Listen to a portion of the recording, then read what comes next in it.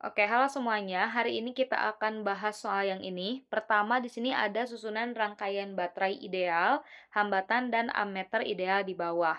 Jika saklar S1 dan S2 ditutup, maka kuat arus listrik yang melalui ammeter adalah berapa? Oke. Pertama, kita akan tulis dulu bagian diketahui ditanyakan ya. Jadi di sini ada 9 volt itu adalah tegangannya. Oke, kita tulis di sini diketahui. Tegangannya adalah 9 volt. 9 volt. Terus di sini ada beberapa hambatan. Kita anggap 60 ohm ini adalah R1, terus 30 ohmnya adalah R2, R3-nya 40 ya, terus R4-nya adalah yang 80. 6, 3, 4, 8. 60, 30, 40, dan 80 ya. Oke, kita tulis ini R1, R2, R3, dan R4. Yang ditanyakan pada soal ini itu adalah arus listrik yang melalui ammeter. Nah, ammeter tuh dia posisinya di sini ya. Ammeter berarti kita pengen tahu arus yang ngalir pada hambatan yang pertama atau I1 kita tulisnya. Oke, I1. Pertama kita lihat dulu nih si saklarnya. Di sini kan saklarnya pengennya tuh ditutup ya. Ini tuh berarti ditutup kayak gini. Nah, ke sini ditutup, berarti bakal ada arus yang ngalir. Nah, arus arahnya dia bakal ngalirnya kayak gini. Arus kan ngalir dari kutub positif ke kutub negatif ya. Kalau yang panjang itu dia kutub positif, yang pendek dia kutub negatif. Kita tentuin dulu arah arus ngalirnya nih. Dia kan arus ngalir dari sini ke atas gitu ya. Terus di sini kan bakal belok tuh, di sini juga sama bakal belok ya. Terus nanti bakal arus ngalir ke sini, dia juga ngalir ke sini ya. Terus dia bakal ke sini ya, kayak gitu.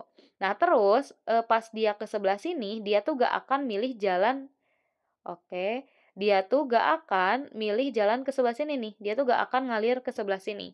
Kenapa gak akan? Karena arus itu bakalan milih gitu ya, jadi arus tuh dia bakal milih jalan yang tidak ada hambatannya. Sedangkan kalau ke sini kan dia ada hambatannya tuh, berarti dia gak akan ngalir ke sebelah sana. Jadi R4 itu dia arusnya bakal sama dengan 0. Oke, berarti yang harus kita perhatiin di sini adalah cuma sampai sebelah sini aja. Jadi yang sebelah sini bisa kita abaikan ya. Nah, ini kita abaikan nih. Kayak gitu. Jadi rangkaiannya tuh cuma segini aja. Oke, pertama nih langkah pertama kita akan cari hambatan pengganti untuk rangkaian paralel. Di sini kan 60 ohm ya, R1 sama R2 dirangkai secara paralel tuh. Berarti kita cari dulu hambatan pengganti paralelnya. Oke, pertama kita cari RP, hambatan pengganti paralel. Kalau paralel itu rumusnya berarti 1 per RP sama dengan 1 per R1 ditambah dengan 1 per R2. Oke, berarti 1 per RP sama dengan R1-nya adalah 60, ditambah 1 per R2-nya 30. Berarti 1 per RP sama dengan 60 sama 30, kita samain dulu penyebutnya dengan 60. 60 bagi 60 adalah 1, 60 bagi 30 adalah 2. Berarti 1 per RP sama dengan 1 tambah 2 adalah 3 per 60. Ini boleh banget dikali silang. Ya, kayak gini. Berarti nanti ruas kiri jadi 60 dikali 1, yang ruas kanan jadi 3 kali RP. 60 kali 1, 60, 3 kali RP, 3 RP, 3-nya pindah lagi nih ke kiri, jadi 60 bagi 3 sama dengan RP. 60 dibagi 3 adalah 20, sama dengan RP. Berarti hambatan pengganti paralelnya adalah 20 ohm. Oke, sekarang ini kan udah kita satuin ya, yang sebelah sini udah kita satuin tuh. Berarti kita sekarang rangkai seri dengan 40 ohm yang di bawah ini. RP sama R3 itu dirangkai seri, jadi R total. Oke, berarti langkah yang kedua ya, kita cari R total. Cari R total yang mana merupakan rangkaian seri dari RP sama R3. Berarti R totalnya, kalau seri dijumlahin aja, RP ditambah dengan R3. Oke, berarti R total sama dengan RP-nya 20, R3-nya adalah 40. Berarti R totalnya adalah 20 tambah 40, 60 ohm. Selanjutnya, setelah cari eh, hambatan total, kita bisa cari arus totalnya dulu nih. Arus total yang ngalir di seluruh rangkaian. Oke, kita tulisnya di bawah aja deh ya. Oke, yang ketiga kita cari arus total. Nah, untuk cari arus total kita tinggal gunain rumus hukum Ohm. Hukum Ohm itu adalah V sama dengan I dikali R ya. Berarti ini I total dikali dikali hambatan total. Tegangannya udah ada tuh yaitu 9 dari soal. Terus arus yang ngalir total yang ingin kita cari. Terus hambatan totalnya adalah 60. Sekarang 60-nya pindah nih ke ruas kiri, jadi 9/60 sama dengan arus total. Nah, berarti arus totalnya itu bakal sama dengan 9/60 ampere. Ini kalau mau disederhanain, boleh sih ya, kita bagi 3 nih. 9 dibagi 3 kan 3 ya. Terus 60 dibagi 3 atau 6 dibagi 3 adalah 2. Berarti arus totalnya bisa juga ditulis jadi 3/20 ampere. Nah, karena ini tuh kan dirangkai seri ya, antara RP, kalau kita gambarin ulang kan kayak gini. Ini RP, terus di bawah ada R3.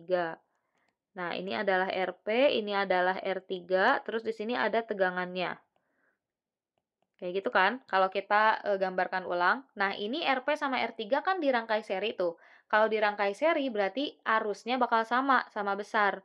Berarti arus total ini bakal sama dengan arus yang ngalir pada arus yang ngalir pada rangkaian paralel sama arus yang ngalir pada yang ketiga tadi, yaitu sebesar 3/20 ampere. Kayak gitu ya.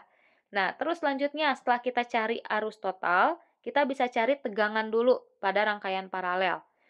Oke, karena di sini arusnya kan udah sama nih ya. Di sini arusnya adalah tadi itu 3/20 ampere. Di sini juga di hambatan pengganti paralelnya sama 3/20. Nah, kalau misalnya dirangkai secara seri ya, dia tuh tegangannya bakal beda tuh antara RP sama R3. Jadi kita cari dulu berapa tegangan yang ngalir di rangkaian paralelnya atau VP kita tulisnya ya. Oke. Berarti langkah yang keempat kita akan cari VP, tegangan yang ngalir di rangkaian paralel. Rumusnya sama, kita bakal pakai hukum Ohm. Jadi VP sama dengan IP dikali RP. Berarti VP sama dengan IP-nya arus pengganti paralel adalah 3/20. Terus RP-nya adalah 20. Oke. Berarti ini boleh dicoret ya, 20 sama 20. Berarti VP-nya bakal sama dengan 3 volt. 3 volt. Nah, berarti tegangan di sini nih ya, tegangannya itu bakal sama dengan 3 volt. Nah, ini kan dirangkai secara paralel tuh. RP itu kan yang ini ya. Ini tuh kan RP tuh. Dia tuh kan dirangkai secara paralel. Nah, kalau rangkaiannya paralel berarti tegangannya yang sama. Berarti tegangan di R1 bakal sama dengan 3 volt, di R2 juga sama dengan 3 volt ya karena dirangkai paralel. Berarti bisa kita tulis ya, VP di sini tuh bergantung sama juga dengan V1 dan V2 yaitu sebesar 3 volt. Nah, sekarang bisa kita cari nih langkah yang kelima, yaitu cari I1. Karena kita udah cari nih bagian tegangannya. Kita cari I1. Sama kayak tadi, kita gunain hukum Ohm aja. Berarti V1 sama dengan I1 kali R1. V1-nya adalah 3, I1 yang ditanyain, R1-nya itu adalah yang 60 ya. Ya, 60. 60, berarti tinggal pindah ruasin 60-nya ke kiri. Jadi 3/60 sama dengan I1. Ini boleh banget disederhanain dulu ya. 3 bagi 3, 1. 60 bagi 3 adalah 2. 20 maksudnya. Jadi 1/20 sama dengan I1. Atau I1-nya sama dengan 1/20 ampere. Nah, tapi kan di pilihan jawaban itu adalah dalam miliampere ya. 1 dibagi 20 kan 0,05 tuh. 0,05 ampere. Nah, kalau ke mili itu tuh berarti kita tinggal kaliin dengan 1000. Berarti I1-nya bakal sama dengan 50 mili ampere. Kayak gitu. Kalau pengen tahu berapa besar I2, tinggal cari dengan cara yang sama ya. Berarti V2 sama dengan I2 kali R2. V2-nya udah ada, R2-nya juga udah ada. Berarti jawabannya yang ini ya, 50 mili ampere kayak gitu. Makasih banyak udah mau menonton. Semoga videonya bisa membantu.